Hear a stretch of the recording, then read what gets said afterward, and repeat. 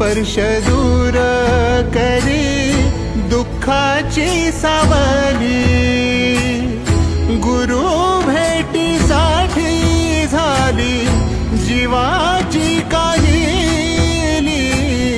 भक्त तुझा गुरुदेवा